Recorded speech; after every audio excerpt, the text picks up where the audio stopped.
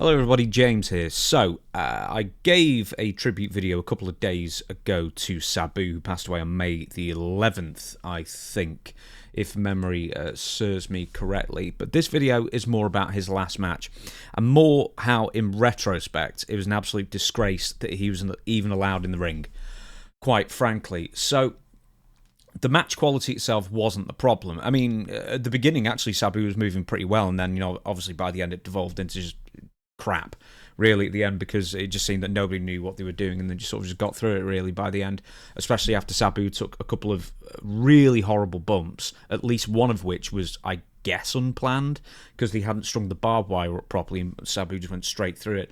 And then the second one, it was obviously not planned to leave him in a pool of blood with his head smashing off the floor, or else it looked like that as well.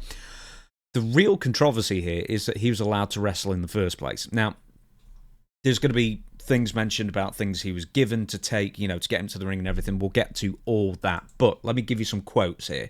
First, from Joey Janela. This is an interview he gave a couple of days after the match. So this is when Sabu was still alive. So, he's obviously not trying to walk anything back at this point, or trying to soften the blow as far as, whatever impact, if any, quite frankly, the match had on his health. Now, here's the quote. Sabu wasn't there. Joey asks, "What do you mean Sabu can't walk?" So he's already been informed that Sabu was in terrible physical shape that day. "Yeah, Sabu, something with his knee. They're locked up. He can't walk and his feet are bleeding." Does he have a bunion? Is his feet just pouring blood? I mean, I wish I knew what that meant. "He's not coming. Sabu's not coming," Janela recalled. "I said Sabu's fucked. I can swear on this, because at least it's not the Stevie show." "So we talked to indie wrestler Matt Tremont, and Tremont is about to be the replacement for the match, and I feel like this is going to be the most embarrassing moment of my wrestling career. There's 2,000 people here. This is at GCW Joey Janela's spring break. It was at Las Vegas, WrestleMania weekend. This is one of the biggest spring breaks ever, the biggest crowd Mania weekend indie-wise, and I'm going to have to go out there and announce that Sabu once again no-showed his own retirement match." Now, this is referencing the year before where Sabu no-showed the Indie Hall of Fame induction, and publicly he said it was because he didn't want to take the shine off Paul Heyman's WWE induction, or he just couldn't be bothered going, either way. Janela said that Sabu's team gave him a legal opiate called Kratom. Now, we're going to talk a tiny bit more about this, because I still don't know fully what it's all about, but I've done some research, at least, that was able to get Sabu to the show. The match proceeded as advertised, with Sabu defeating Janela in a bloody, brutal match. Now, quote, "We are an hour into the show, and I said, just to get Sabu here." So obviously, he can't walk, but, the worry is just get Sabu there. Janela continued, "So they gave him something called Kratom. You can buy it at a smoke shop or something. It's a legal opiate or something. They said, he's hopped on the bed, he's hopping off the bed, and we're going to get him to the show." So he shows up 2 hours into the show, and Sabu was on a different fucking planet. Everyone in the backstage was like, what the fuck is this match going to happen? So keep in mind, different planet, get there 2 hours into the show, different planet. Responding to the criticism on social media following the article's release, Joey was then going on the defense, of course. "We didn't give him the Kratom, we being GCW, I guess. His team did. It's also not illegal, and 85% of professional wrestlers do it, especially the ones on TV," he wrote, "so fuck you. Sabu was a grown man, he did what he had to do to get out there. I took care of him to the best of my ability. I didn't think what happened halfway through would happen. It was all to get him one great payday and one last shine in the spotlight." Of course it was, buddy. It wasn't all for you to be part of one of Sabu's last matches for your own ego. It was all about Sabu, obviously. Although, it is nice that he got a payday. "The night wasn't about me, it was about Sabu, and I wouldn't change a thing." Yeah, right. Anyway, okay, let's just address the Kratom thing. So, ever since I first mentioned it, and I think I might have heard about it once or twice, the point is that in low doses, this is a drug fact sheet I found on Department of Justice website. Basically, in low doses, it can act as a stimulant, it can act as a pain reliever, it can loosen the joints, which apparently that is what happened to Sabu. And then in higher doses, it can cause quite a number of side effects, including psychoactive issues, like confusion, hallucinations, that kind of thing. And what I'm feeling here is that Sabu took too much because he was, quote, on a different fucking planet. So that is, incredibly neglectful right there. So we're going to be talking all about this as well, by the way, of just why he shouldn't have been in this match. And that is a huge one right there. You are talking to somebody, he's on a different planet, quote, or partial quote at least, and everybody was like, what the fuck? But get him out in the ring. Why not? You've got a confused 60-year-old man who's got a bus pass. But, let's get him out into the ring. We've got a show to do, the kind of thing. Anyway, I've got some more quotes for you as well. But just before I do, so we talked about this on the Stevie Richards show, which is going to be coming out tomorrow as I record this. So, I am sort of parroting some of the things I've said yesterday on a show that's coming out later. But, I encourage you all to watch that as well. Absolutely, because Stevie's got, far more insight than I'll ever have in this. But the fact is that, once again, he is a 60-year-old man who's on a different planet in 2 hours or whatever beforehand. He couldn't move.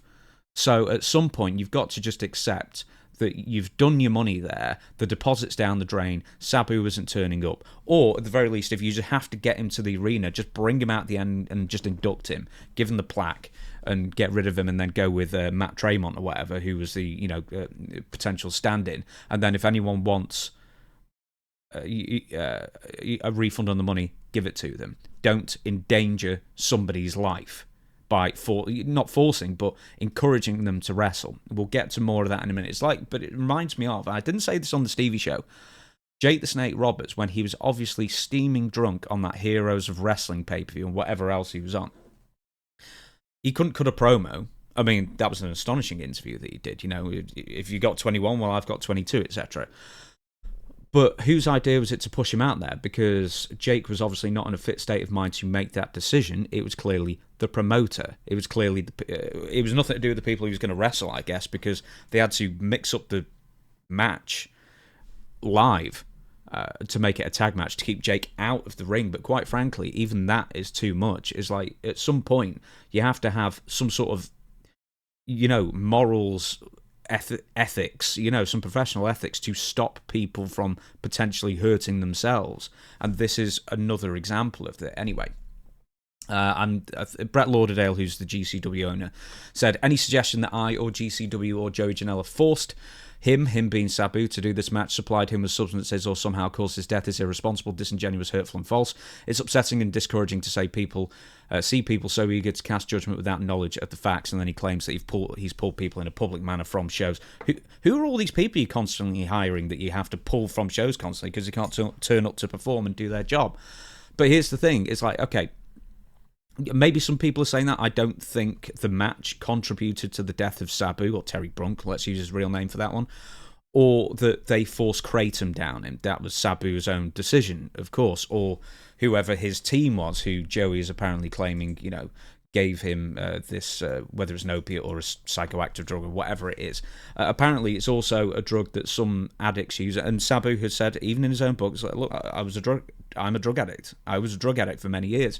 And apparently some people use Kratom to wean themselves off harder drugs, but then that in itself is a problem, because Kratom, even though it's a legal over-the-counter thing, at the moment anyway, is also addictive, so you can just be addicted to something else. But anyway, that's by the by. This isn't about Kratom. This isn't about a last match or anything like that. This is about somebody who, once again, is 60 years old. Yes, he wants to wrestle. Yes, he's his own man and all that kind of thing. But at some point, there's got to be some common sense here to look at, once again, a guy who isn't in the best shape, terrible shape physically. I'm not talking about, cosmetically. But, physically in terrible shape. You've advertised this thing. Maybe you shouldn't have ever advertised this before. And here's the other thing. I don't even think this was meant to be his last match, because he told me personally last year that, he was going to do like a mini tour or whatever it was and do a few different matches. So I don't get this whole like last match ever thing. Because as far as I can tell, it wasn't. Maybe I've got old information. I don't know. But anyway, do I think the match or Kratom, once again, contributed to Sabu's death? Probably not, no. I don't know if it added stress or whatever to contribute to his death, but who knows? I don't know. I mean, I guess no one will ever know that, and I'm not going to speculate on the cause of death on this video. But what I do know is that I live in the real world, and not in the professional wrestling bubble, as Stevie calls it, and rightly so, where basically somebody who is off his head on a psychoactive substance or whatever, and once again, a quote, he's on a different fucking planet, and you look at him and think, well, you know what you're ready to do right now is get out there, jump into barbed wire, and take some serious spill on the floor as well. I mean, the camera had to be taken off him because he was in a pool of blood for, several minutes. I mean, the Sandman came around at that time. I mean, he took about 8 minutes to get to the ring as well, so it was a good amount of time for Sabu to recover. But the point remains is that this is just like, I think it's just like, it's not just pro wrestling, but it's like some physical stuff. I mean, let's wrap it back around to wrestling once again, where Kurt Angle was receiving injections to numb his neck for one more, bout kind of thing when he was in the Olympics, that kind of thing. But just for somebody who lives in the real world and not in the pro wrestling bubble, once again, as Stevie says, this is crazy. I mean, not only from a liability standpoint, from a moral standpoint, from an ethical standpoint, from a health standpoint, letting him in the ring was crazy. You should have just obviously just called it off and just said, forget it, refunds, whatever. And put it this way, the match itself was not as bad as Ric Flair's last match. Quite frankly, in the first half, Sabu was moving a lot better than I thought he was going to. So I'd heard some real horror stories about this match, and we finally watched it for Stevie's Patreon. Ric Flair's heart stopped twice. I mean, he should have never been in the ring. Everyone now looks back and acknowledges that. But I think even more so is that it would have been even more obvious that Sabu shouldn't have been in the ring, because once again, he was on something to just get him to the building, and that's all anybody seemed to care about. Just get him to the building, get him to the ring, get him in the match so we don't have to give refunds out. And basically, they got away with it at that point, right? But he died less than a month later. He died like 3.5 weeks later. You might not have been so lucky. He might have died in the ring. And then what? I mean, it's all well and good for me saying this now. Obviously, it's all retrospect. And quite frankly, if I'd have known the facts of him going into that match and just how bad a shape he was in and just what he had to do to even move around, then, there would have been outcry whether he died or not, quite frankly. But now there's even more so because he's passed away now. And anyway, put it this way, it's just an absolute fucking disgrace that they let Sabu in. Once again, any promoters out there, you just have to, at some point, if you think somebody's not up to it for their reasons or their fault or not their fault or whatever, you have to make the decision for them. You have to put your big boy pants on and just get over the fact that you might lose a bit of money just, handing out a couple of refunds and everything. But better that than being liable for a wrongful death lawsuit and potentially causing the death of a wrestler that nobody wants on their conscience anyway. Once again, to reiterate, I don't think this match, as far as we know, contributed to Sabu's death. But the point is the same. If it's their fault or anybody else's fault, not up to doing it, just don't let them wrestle. You're the owners, or you're whoever it is, whoever the decision makers are, Brett or GCW or Joey or whoever the decision makers are, you should have all collectively put your heads together, got over yourselves, and just said, forget it. Just hand him the plaque at the end. Replace him with Matt Tremont or whoever else it is, and keep everybody safe, because it's the best thing in the long run. That's the video. That's my opinion. Let me know what you think.